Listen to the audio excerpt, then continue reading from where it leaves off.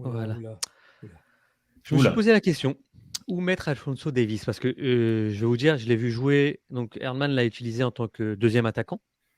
Il l'a utilisé en piston gauche dans Je un l'avais dit il y a un 3-5-2. moment, là. Je l'ai dit en premier. Et puis au Bayern Munich, il est souvent utilisé dans un 4-4-2, hein, ou dans un 4-2-3-1. Non, il joue 4-2-3-1, le Bayern. Tu vois, mais il joue le 4. Il joue l'arrière gauche. Tu sais, Oui. il est, tu vois ce que je veux dire? Donc, Hmm. il a une palette incroyable en tant que joueur. C'est vraiment incroyable le niveau qu'il a, et en plus à chaque poste. Mais là où je voulais en venir avec vous, c'est que je me demande finalement si, à force de le balader un peu partout, on perd pas vraiment de son plein potentiel, qui pour moi est de jouer en piston. Moi, le mettre en 2e attaquant, j'ai un peu de mal. Comme le mettre dans une défense à 4, j'ai un peu de mal. Moi, je te suis. Moi, je pense que ça reste quand même dans un 3-5-2. Mais de toute façon, ils vont pas jouer un 3-5-2. Ils ont joué, je pense, contre le Costa Rica, ils ont joué un 4-4-2 pur, tu vois, avec des Davies puis Jonathan David comme attaquant. Ouais. ça- Non, ils ont joué dans un 4-4-2 pur. Ils ont déjà fait le 3-5-2 dans les qualifs. 4-4-2 pur, ouais. Ah si, c'était Buchanan et Millard vraiment sur les Oui, côtés, des oui, vrais mais joueurs tu de sais, côté. avec Adekugbe qui montait beaucoup. Ah non, c'était rassemblé quasiment. Tu sais, ça shiftait à un 3-5-2, après ça venait un Mais si c'est un 3-5-2, moi, C'est ça. idéalement, moi, je pense que Alphonso Davies, tu sais, ça doit être c'est un ailier. Pour moi, c'est un ailier. De toute façon, moi, j'ai toujours été un petit peu, pas contre, mais c'est comme les joueurs, les meilleurs joueurs d'une sélection, quand ils jouent en club, ils sont comme à leur poste, Ouais. il est défenseur, il est latéral, puis dès qu'il est en sélection, c'est le meilleur joueur, on le met 10 ou on le met attaquant. Tu sais, comme rendu à un moment, ça prend une certaine expertise. Je comprends que c'est un bon joueur, mais son meilleur poste, même si c'est le meilleur de l'équipe, pour moi, c'est un ailier, c'est un piston. Puis il va provoquer des choses, il peut se centrer, il a une qualité de centre. Rien ne l'empêche de rentrer non plus. Ouais. Mais le mettre carrément au poste de meneur ou 2e attaquant, moi je pense que c'est le mettre dans une position où il n'est pas nécessairement naturel. Il va être bon parce Moi, qu'effectivement il est bon, puis il va jouer contre des gars. Tu sais, je sais pas. Moi, je vais être honnête, honnêtement, c'est pas logique que je vais dire que là, il faut qu'il se qualifie côte que côte, quoi qu'il arrive, le plus tôt possible. Et après, en mondial, en préparation mondiale, il peut faire une formation plus classique et mettre Alphonse Fondi dans son poste préféré ou un poste spécifique, peut-être. Et pour le moment, ce garçon est tellement fort, tellement rapide, ses qualités athlétiques, techniques, de frappe. Vous voyez toutes les actions où il fait la différence. Il est dans 3 postes différents. Contre le Panama, il court côté droit pour chercher le ballon. Contre le Mexique, il est numéro 10. Contre Costa Rica, il est sur le côté gauche, puis il coupe vers le centre. Honnêtement, puis Herdman le sait, il le met comme électron libre. Puis je pense qu'il l'adapte à chaque adversaire. Tu changes un peu plus dur le match, il change de position. Surtout avec Buchanan, qui apporte tellement de vitesse. Et ils font souvent des switches. Tu le vois régulièrement, ils switch. Et ensuite, tous les joueurs qui rentrent, ils aussi font des switches. Larine était quasiment ailier gauche pour se mettre dans l'axe, pour jouer avec, j'oublie son nom, celui qui est rentré, le jeune là, qui était à Chelsea. Ike Ogo. Ouais. Donc tu vois, genre, il y a différentes façons de le faire. Moi, je dis que tu le fais jouer pour qu'il t'aide, parce que c'est un phénomène physique, athlétique, technique de football. Et puis, laisse le faire. Puis au mondial, tu géreras un poste spécifique, ou en 2026, tu le gères. Pour le moment, moi, je dis win-win-win, quoi qu'il arrive. Après, tu verras. Nilton? Parenthèse. Mais tu m'as pas dit où tu le... Donc toi, Ouais, mais c'est électron libre et Red, c'est plutôt vraiment un piston. Et toi, Nilton? Je vais juste faire une parenthèse avant de parler de son poste. Vendredi, il a vraiment mal joué. Ça a été un de ses pires matchs. Je veux dire, ouais, moi je suis d'accord avec toi, il n'a pas été terrible. Il a tellement voulu tout faire tout seul. Ouais. Le terrain... La foule et tout, là, vraiment. Il était chez eux, c'est la première fois. On a parlé pendant une semaine. Son dernier match à Edmonton, il avait l'âge de 13 ans, blablabla. On l'a vu déconcentré dans ce match. Surjoué, il y a tout le temps une touche de trop. Il touchait le ballon jusqu'au moment où il perdait. À chaque fois, c'était ça. Le terrain ne l'a pas aidé. On a vu que le terrain, ça a été un plus gros problème pour les Canadiens que pour l'équipe adverse, parce que techniquement, c'était compliqué. Donc, j'espère qu'il va comme doser un peu son énergie. je vais rejoindre. Sinon, pour son poste, moi, le fait que Davies, avec la sélection canadienne, n'a pas de poste fixe, c'est un méga avantage pour notre sélection.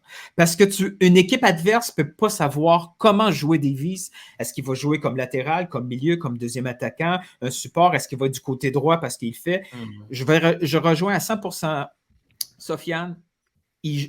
Erdmann le fait jouer vraiment comme un électron libre. Il me fait même penser un peu au profil. Il y a beaucoup plus un profil qu'un poste. Il va rechercher les espaces où ils sont disponibles, beaucoup comme Müller le fait avec le Bayern. Tu sais. C'est vraiment cet explorateur d'espace d'une équipe à l'autre. C'est pas la même place. Même vendredi, on l'a vu dans des positions, là, on l'a vu partout sur le terrain, se rendre disponible là où il y avait l'espace pour se rendre disponible. Une équipe en face qui se retrouve avec un joueur comme ça, c'est hyper compliqué. Parce qu'en plus, en plus d'essayer, c'est jamais la même personne qui s'occupe, il n'y a pas vraiment une configuration pour le stopper. Quand tu commences à comprendre ce qu'il est en train de faire dans un match, les autres autour peuvent se libérer.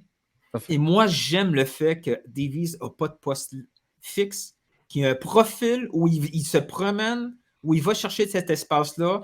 Et ça fait en sorte que les autres autour commencent à savoir bien jouer avec eux. Ce qu'il faut trouver comme combinaison, c'est plus dans l'axe, là, un peu. Là, peut-être qu'on va en parler un peu plus tard. Là, le duo de milieu centraux, ça laisse à désirer. Mais Davies, j'aime le fait qu'on n'est pas capable de savoir où il va jouer d'un match à l'autre.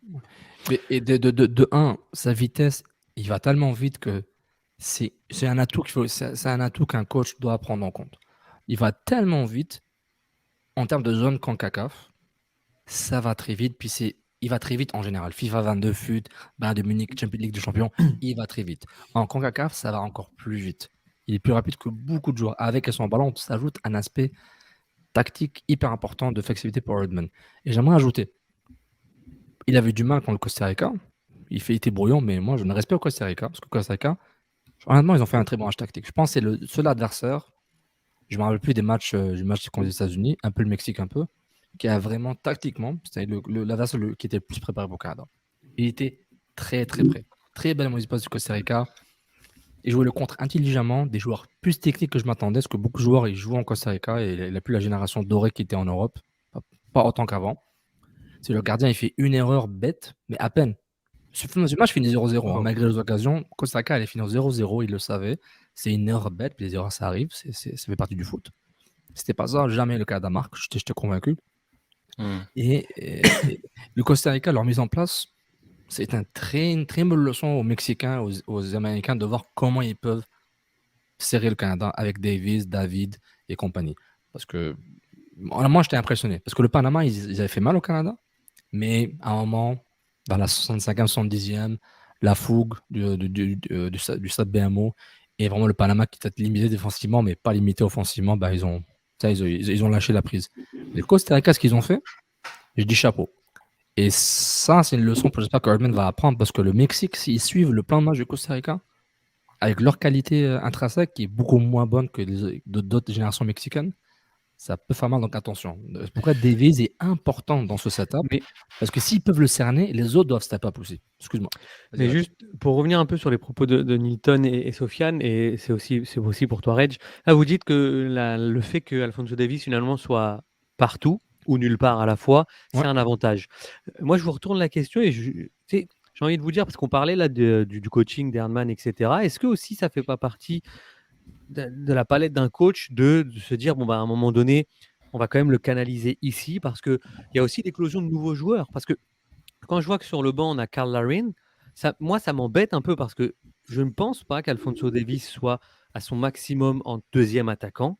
Par contre, sur le banc, tu as éventuellement quelqu'un qui peut apporter cette qualité-là et qui peut jouer en doublette avec un Jonathan David, parce que je les trouve complémentaires. Donc, il est francophone. Pourquoi on l'appelle Jonathan David?